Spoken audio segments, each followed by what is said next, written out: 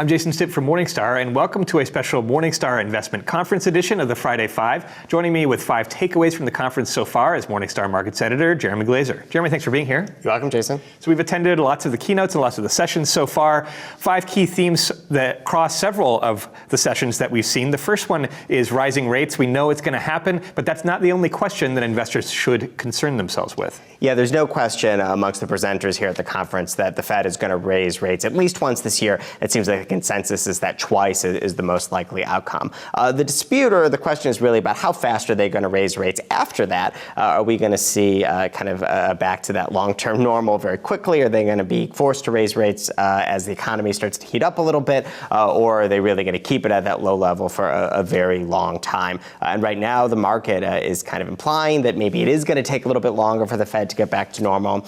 But several people, David Kelly from JP Morgan Asset Management, seems to think that they're already behind the ball. They are going to have to raise pretty quickly, that the labor market is much tighter than they expect, that a lot of the people on the sidelines, they're not really in the labor force. They're never going to come back to the labor force, and that needs to be accounted for. Rates need to go up. We heard from some bond managers that there's a lot of complacency about very low rates right now, and that this is a cycle. Rates are going to go up, and that people need to be prepared for that. So it seems like the real question really now has shifted from, are they going to raise rates? The answer is yes. The question is, how fast is it going to go? What does that mean for the rest of the yield curve, and what does that mean for your investments? Other key topic at the conference so far has to do with valuations, not only stock market valuations, but also bond market valuations. Doesn't seem like there's a lot of opportunities necessarily right now. Yeah, valuations have been an important topic for years now. We started after the financial crisis talking about how much value there was, and that has quickly morphed into not being able to find value. And on the equity side, generally speaking, people see those stock valuations as full, a little bit stretched, but no one seems to even think that it's over the top in terms of where we are. Even Jeremy Grantham thinks that we're still not quite in bubble territory, that we're on our way and we're going to get there, but that we're not there yet, and that there's still some room for this rally to go, that there's no impetus for the stocks to start to come back in. Others, again, like David Kelly, think that maybe there's some more opportunity out there, particularly when you look at stocks relative to bonds. And bonds, there seems to be more consensus that valuations are pretty terrible, particularly for things like U.S. Treasury bonds,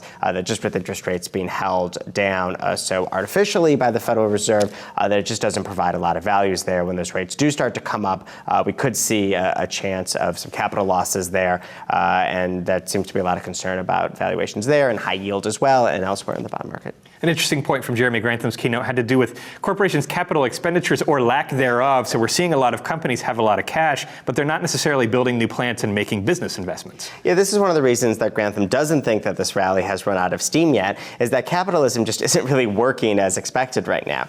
You would think that as the economy gets better, you'd have this capital expenditure, you'd create this overcapacity that would bring the prices down and kind of move the economic cycle forward. But because the money is being spent on just sitting on the balance sheets, or it's being spent on share buybacks in order to make options more valuable, that really is a very challenging thing for the economy. It just kind of keeps us in this suspended state and kind of keeps the market moving up.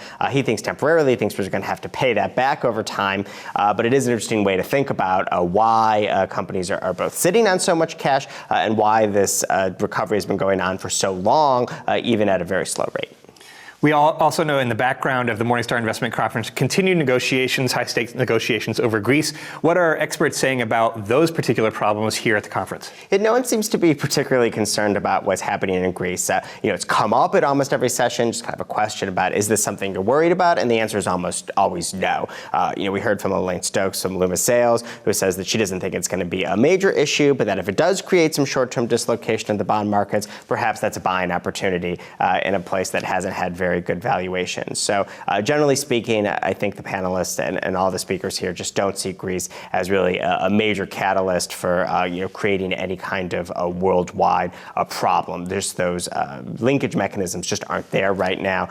David Kelly described it as, if you have a domino effect, the dominoes need to be close enough to actually hit each other, and that Greece has really been, the fence around Greece is tall enough now that that's just not going to happen. So we've got rates that are going to rise in the future. We've got valuations that don't look great. We have some issues with corporate America, maybe, but maybe not some large global macroeconomic issues going on. So what do I do as an investor?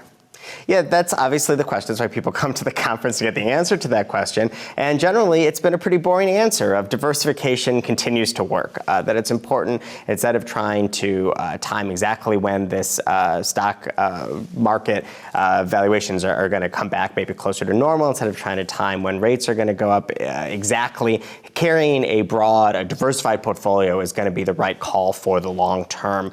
And I think we heard from any number of people that this is really the key to the investing success, is to not only own U.S. stocks now, but to be in Europe, to be in emerging markets. Even if there are some potential problems, there are also potential better returns, that if you see the dollar start to come in a little bit, that could be something that's helpful there as well. On the bond side, just owning U.S. treasuries could be challenging. Maybe having a broader view of what your bond portfolio should do and can do. You maybe move into some other areas, not recklessly, but think about owning bonds again in Europe and emerging markets and elsewhere in order to diversify that risk away a little bit. And also think about the bonds as a diversifier, not necessarily something that's just going to generate a lot of return for you. So the advice maybe hasn't been very exciting, but I think it's probably the right call is to not get too excited about any of these one things and to really think about that long term. Stick with the basics. 5 great insights from a very interesting conference so far, Jeremy. Thanks for joining me. Thanks, Jason.